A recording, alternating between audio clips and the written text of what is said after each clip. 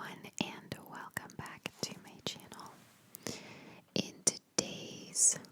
Before we start today's video, I just wanted to clarify some things about my Patreon. I got some comments that my Patreon is too expensive. Actually, one person thought it was so horrible that she said she would unsubscribe from my channel.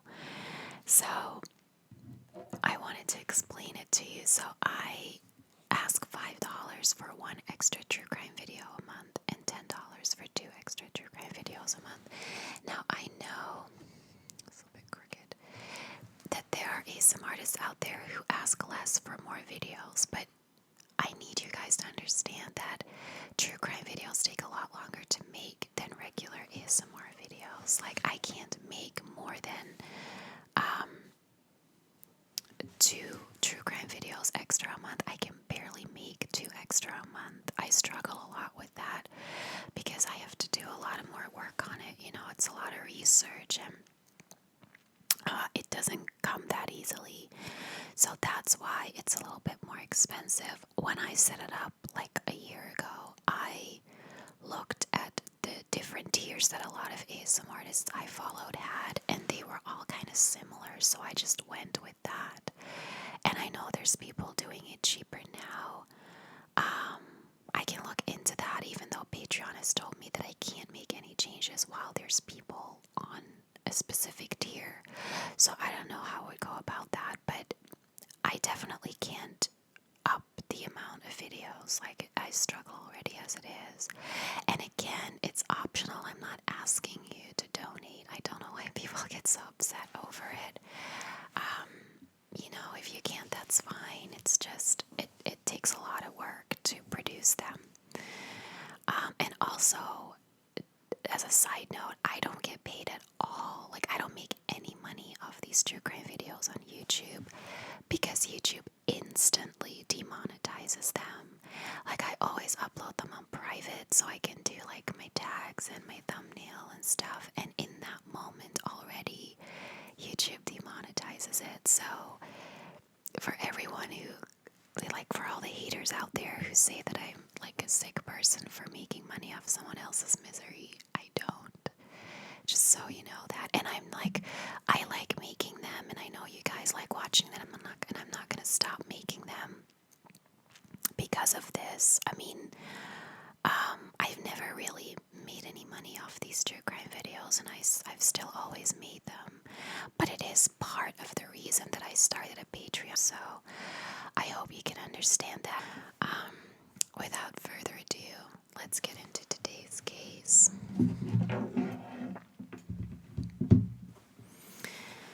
Today, I will be talking about Gerard Ross.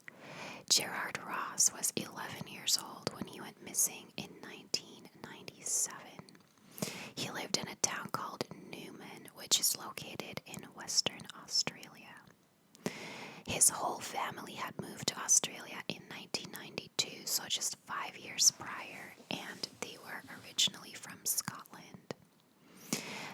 At first they moved to Canberra, and then, which is the capital of Australia, and they bought a motorhome, and they kind of just toured the country a bit with this motorhome until they finally settled on the town of Fremantle, which is very close to Perth, and Perth would be the biggest city in Western Australia.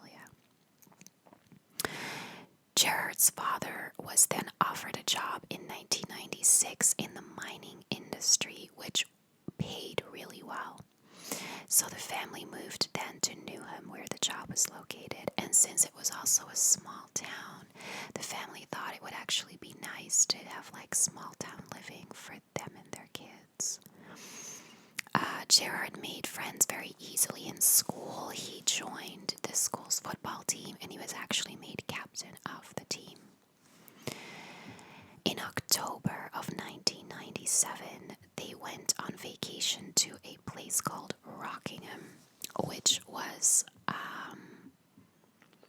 like a 45-minute to like an hour drive from Perth, so it was a few hours from Newman. They had a holiday home there.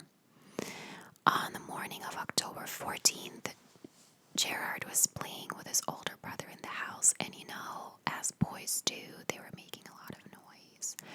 Now, their mother was actually pregnant with twins at the time and really needed a break and just like some peace and quiet. So she gave both her boys some money and told them to go to the comic book store. The comic book store was located 800 meters from the holiday home, so like around half a mile. It was really, really, really close.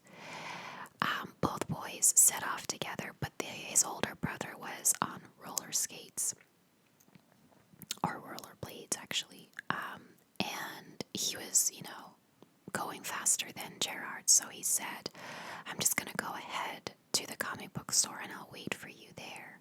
But Gerard never arrived.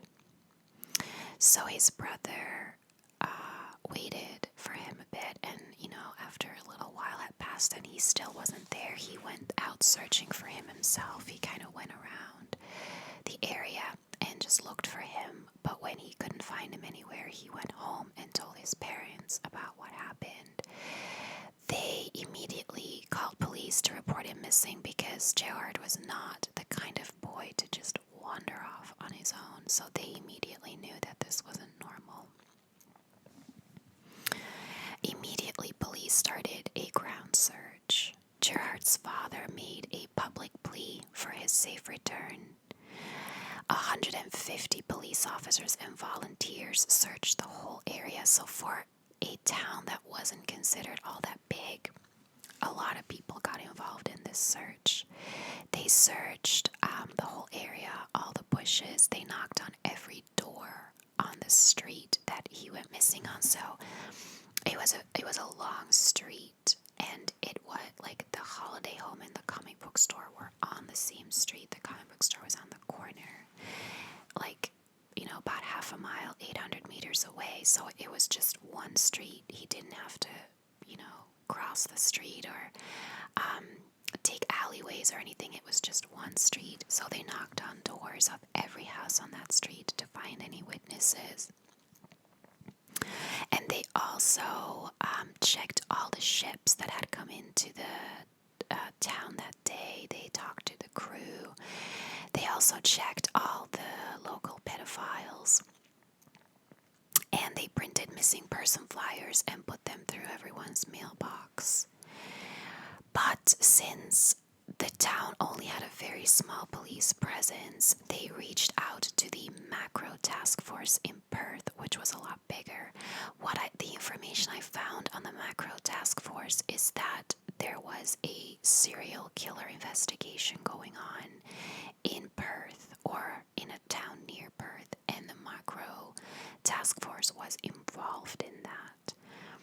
I don't think that they assumed that Gerard might have been a part of that, but they offered up their services anyway to help with this investigation.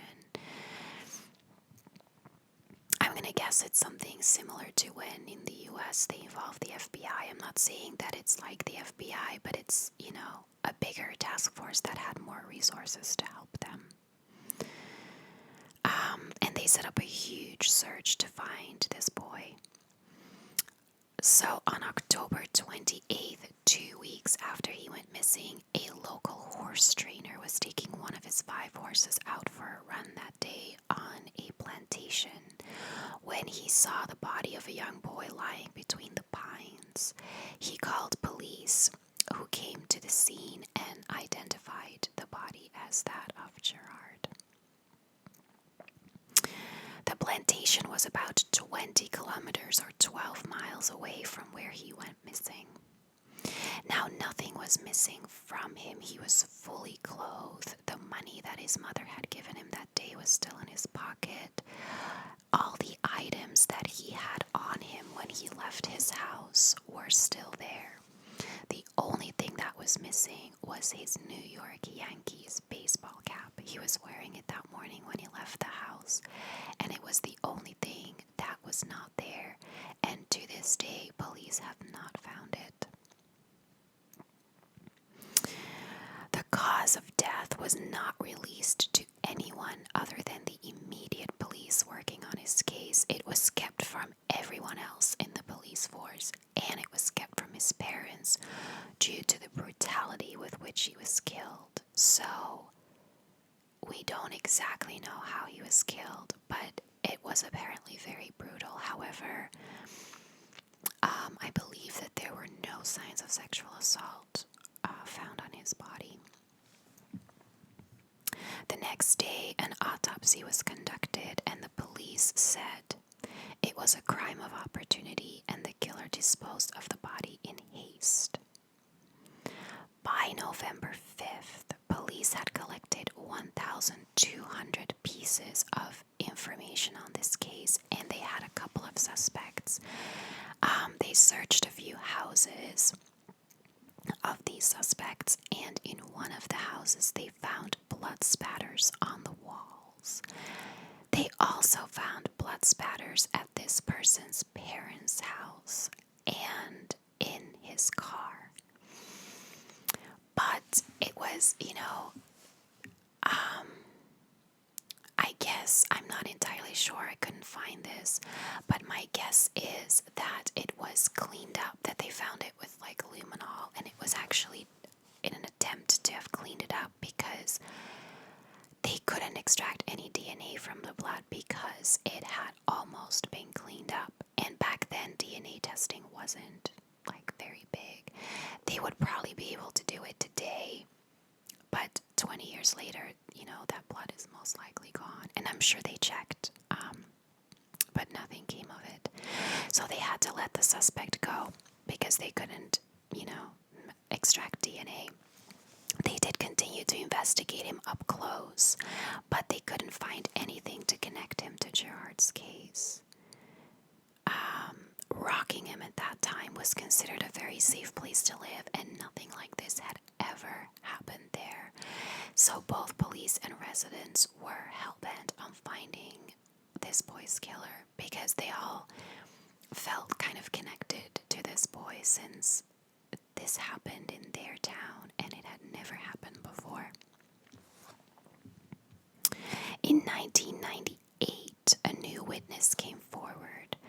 A woman said that she saw two men struggling with a young boy, but she didn't really feel comfortable enough to intervene.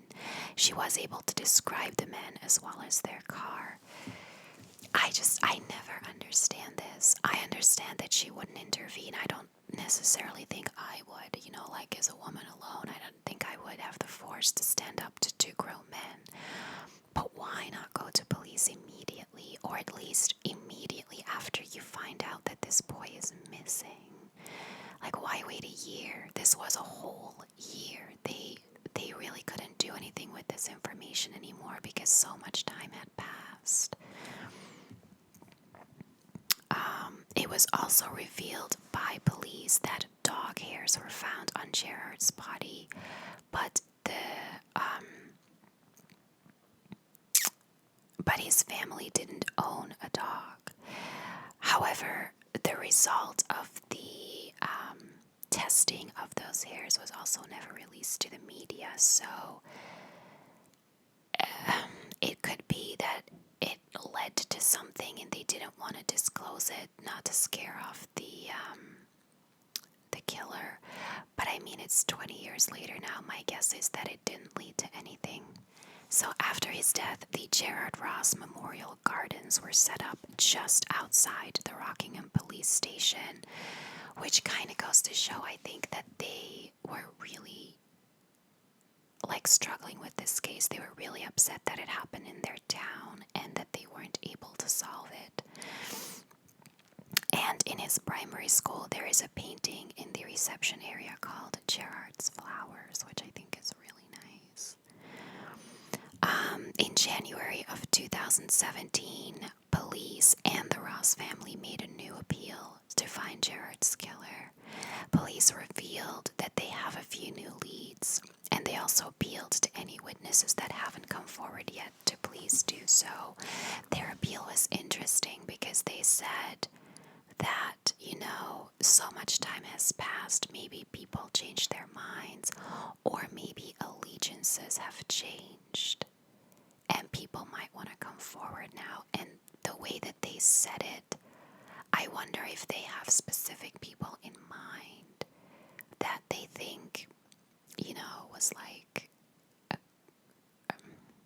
a partner of, or a friend of, and that, that relationship no longer exists and they want to come forward now. I found it worded very peculiar.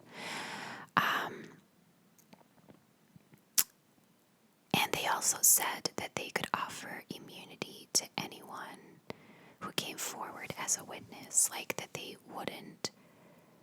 they could offer no prosecution to anyone who decided to come forward as a witness. After that, 70 calls were made to police within 2 days, but again, it's now 2 years later. Nothing ever came of that. The family have also, in the meantime, moved back to Scotland. And that is really all there is on this case. There isn't really any theories as such.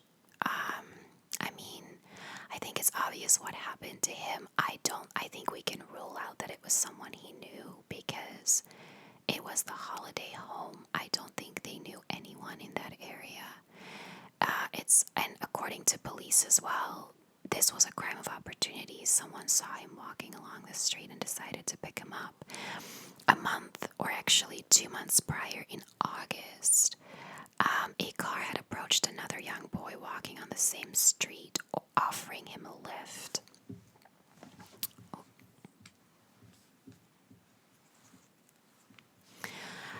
But the boy declined and the driver left. So they did call out and say that they were looking for the driver of that car, just to rule them out or to find out, what they were doing in the area, offering that boy a lift, but nobody ever came forward. And I don't think that they actually think it was the same person. One police officer theorized that maybe Gerard went into a public bathroom and was taken from there, because everyone finds it really strange that he vanished in the middle of the day in broad daylight in a town that was kind of known for tourism.